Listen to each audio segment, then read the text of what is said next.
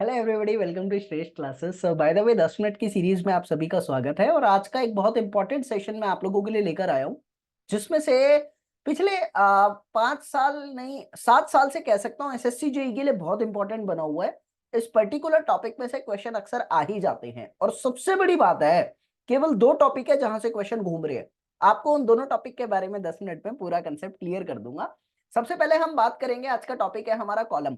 तो कॉलम क्या होता है ये सबको पता है। एक स्ट्रक्चरल मेंबर होता है जो आपके बीम से और स्लैब से लोड कैरी करता हुआ फाउंडेशन पे शिफ्ट करता है।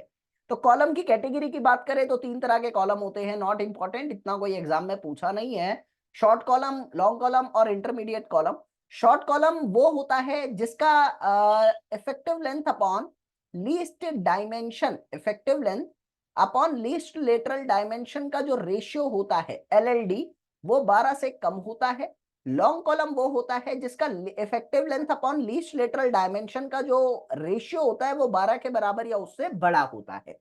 अगर कई बार आपसे पूछा भी जाता है सिलेंडरनेस रेशियो को लेकर, तो slenderness ratio is somewhat different from this. वो 60 और 120 की कैटेगरी में चलती है। वो आप लोग अपना आरसीसी डिपार्टमेंट में कवर अप कर लेना। बात आती है यहां पर क्वेश्चन कहां से पूछता है। देखो यार, ये बात तो सबको पता है, whenever the column will be going to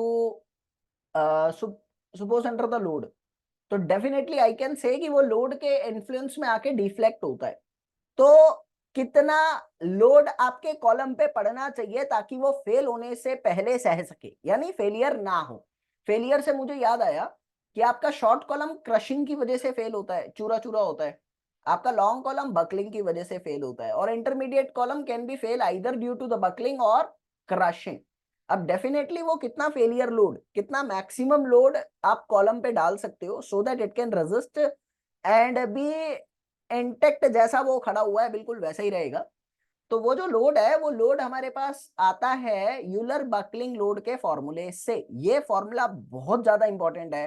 पिछले 7 साल से ये लगा लो 5-6 बार क्वेश्चन इसी में से पूछा है, इतना इंपॉर्टेंट है।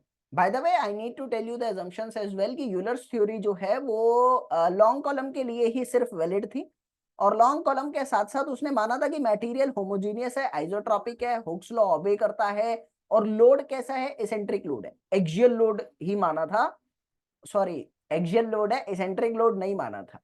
ठीक है। तो अब यहां पर सारी चीजें आती है कि पी तो हो गया लोड आपका, ई हो गया आपका इलास्टिक मॉडुलस, आई हो गया आपका मोमेंट ऑफ इनर्शिया। ये आई के है। आपको एक बात बताओ, यहां पर आई जो है ना वो 2 तरह से निकाल सकते हैं। अगर आप कॉलम को ऊपर से देखो और सपोज वो स्क्वायर क्रॉस सेक्शन का है, तो there can be the X axis moment of inertia, there can be the Y axis moment of inertia.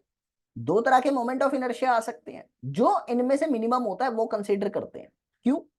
क्योंकि मिनिमम को हम वर्स्ट मान के चलते हैं ना। मतलब हमने कहा कि मेरा कॉलम 5 न्यूटन सह सकता है, तो मैं 5 न्यूटन का लोड नहीं डालूंगा, मैं उस पर लिमिट डाल दूंगा 4 की, कि 4 से ज्यादा मत डालो, ताकि एक फैक्टर ऑफ सेफ्टी आपके पास रहे। तो वो जो मिनिमम वाला सीन है वो यहां पर रखा जाता है। इसीलिए फॉर्मूला बहुत इंपॉर्टेंट है, pi square E I by L effective square. L effective क्या है ये बहुत जरूरी है। एल इफेक्टिव यहां पर आता है आपका effective length. Effective length column की कंडीशंस पे डिपेंड करता है। अगर आपके कॉलम के, पहले तो ये सुन लो इफेक्टिव लेंथ क्या होता है। जैसे मैं आपको बता दूं, आपका कॉलम है, अगर आप लोग अपने कॉलम को दोनों तरफ से फिक्स करते हो, सपोज यहाँ आप देखिए पिक्चर के अंदर दोनों तरफ कॉलम फिक्स है, लेकिन जब आप लोड डालते हो ना, तो कॉलम सिर्फ इतनी ही लेंथ पे बेंड हो रहा है। तो जितनी लेंथ पे बेंडिंग शो होती है कॉलम की, या जितनी लेंथ पे कॉलम अपने लोड का इफेक्ट शो करता है, उसको कहता हूं इफेक्टिव लेंथ। समझ आ गई?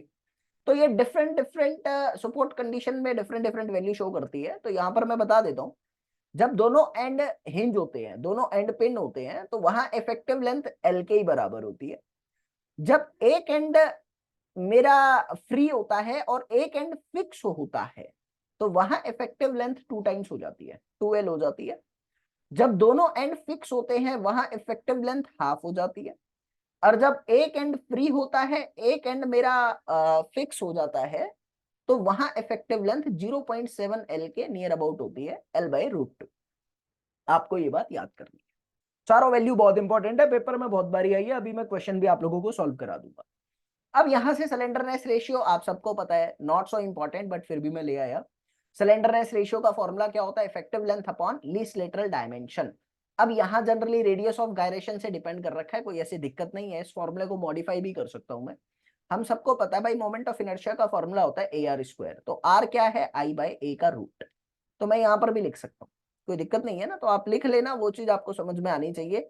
इसी तरीके से आप लोग यहाँ पर ये आप खुद से पढ़ लेना, ये चलो मैं ही पढ़ा देता हूँ। इस फॉर्मूले को मॉडिफाई करा, कैसे करा? ओरिजिनल फॉर्मूला होता है π² EI/L², यही होता है। तो मैं यहाँ पर लैम्डा की टर्म्स में चीजें लिख रहा हूँ। अब मुझको एक चीज पता है, EI को लिख सकता हूँ AR², और इस R को नीचे ले आता हूँ तो L²/R² लिख देता हूँ। तो अब मुझको एक चीज पता लगी, L²/R² क्या होता है? ये होता है आप लोगों का लैम्डा, सिलेंडरनेस रेशियो। तो ये लोड है ना, अब एरिया अगर नीचे आ जाता है यहां से उठ के, तो बचेगा क्या? ये हो गया आपका स्ट्रेस, π² E/λ²। तो ये इस तरीके से फॉर्मूला बनाया जाता है। Not important regarding SSC JEE नहीं है, लेकिन बाकी स्टेट के एग्जाम के लिए जरूरी बनता है, आप इसको देख सकते हैं। ठीक है, चलो फिलहाल आगे चलते हैं। यूलर क्रिटिकल स्ट्रेस किस पर डिपेंड करता है, ये सब आप खुद से पढ़ लेना। अभी मैं आप लोगों को क्वेश्चन सॉल्व करवा देता हूं। जो मैंने बताया, एक तो यूलर थ्योरी बता दी, एक इफेक्टिव लेंथ के बारे में चीजें बता दी हैं सारी की सारी, शॉर्ट कॉलम लॉन्ग कॉलम बता दिया क्या होता है। ये इंपॉर्टेंट है, SSC में यही से बहुत ज्यादा पूछा गया है। ओके, तो first question display to you over the screen कह रहा है कि आपके पास 4 कंडीशन होती है, उनमें इफेक्टिव लेंथ असेंडिंग ऑर्डर में आपको एडजस्ट करनी है। तो मुझे पता है भाई, जब एक एंड फिक्स होता है एक एंड फ्री होता है, तो वहां सबसे ज्यादा इफेक्टिव लेंथ होती है। तो इस तरह के क्वेश्चन को ऑप्शन से ही मैच करने की कोशिश करना। जैसे मुझे पता है सबसे ज्यादा 3 आने वाला है, ठीक है, तो आपको असेंडिंग ऑर्डर में अरेंज करना है। असेंडिंग ऑर्डर मतलब सबसे कम पहले होगा। एक मिनट, 4 कॉलम आर आइडेंटिकल, ठीक है, except bearing ascending order of their load bearing capacity, sorry load bearing capacity. तो लोड बियरिंग कैपेसिटी में इनवर्सली प्रोपोर्शनल टू L² होता है ना, L इफेक्टिव का स्क्वायर होता है ना नीचे, तो inversely proportional to L effective का स्क्वायर है। अगर ये ज्यादा होगा तो ये कम होगा। सबसे कम लोड बियरिंग कैपेसिटी होगी जिसकी इफेक्टिव लेंथ सबसे ज्यादा होगी। इसकी इफेक्टिव लेंथ सबसे ज्यादा है 12, तो मुझे देखना है सबसे कम ये है, सबसे पहले ये आना चाहिए। ऑप्शन नंबर C में आ रहा है, इसीलिए मेरे पास यही करेक्ट होगा। बाकी क्या आप मैच कर सकते हो, कंसेप्ट मैंने आपको समझा दिया। अगले क्वेश्चन की तरफ चलता हूँ। सर्कुलर कॉलम के लिए, अच्छा ये चीजें मैंने आपको पढ़ाई नहीं है, ये एक्चुअल में मिडल थर्ड और रूल आता है, एक बार बता देता हूँ। रेक्टेंगल के लिए फॉलो होता है middle third rule. Middle third rule में क्या कहता है कि आप लोगों के D/3 डिस्टेंस पे, मतलब D is the side, this is the side D, तो यहां से D/3 डिस्टेंस दोनों साइड का, इस पूरे जोन के अंदर आप लोगों का नो टेंशन जोन होता है। मतलब आप लोड भी लगाओगे तो किसी तरह की कोई टेंशन नहीं आएगी। तो इसको कहते हैं मिडल थर्ड रूल। सिमिलरली अगर सर्कल है जिसका डायमीटर D है, तो उसके लिए फॉलो होता है मिडल फोर्थ रूल।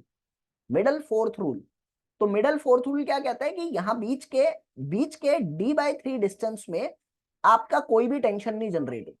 ठीक है, कोई टेंशन जनरेट नहीं होता। तो रेक्टेंगल के सर्कुलर कॉलम के लिए मिडल थर्ड रूल फॉलो होता है, जहां कोई भी टेंशन जनरेट नहीं होता, यहां इसेंट्रिसिटी के साथ आप लोड लगा सकते हैं।